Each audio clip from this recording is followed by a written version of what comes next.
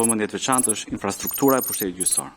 Mungesa e ambienteve të përshtatshme dhe aplikimi i teknologjisë informacionit, përfshirë sistemit e regjistrimit të audio të seancave, sistemet e menaxhimit të çështjeve, arkiva, qarkullimi i dokumentacionit procedural dhe administrativ,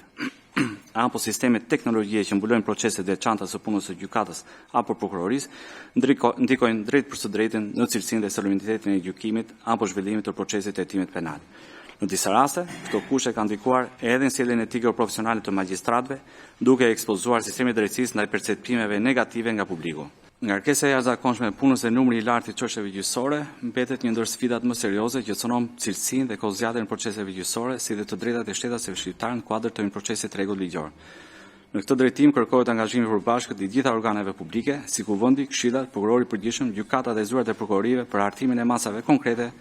për reduktimin e backlogut, rritjen e numrit të gjyqtarëve dhe prokurorëve, plotësimin e organikave, shtimin e burimeve njerëzore dhe përmirësimin e infrastrukturës. Njëkohësisht, vetë gjykatat dhe zyrat e prokurorisë duhet hartojnë sisteme të prioritizimit të çështjeve për të siguruar një trajtim më të shpejtë dhe drejt të çështjeve dhe dosjeve gjyqësore.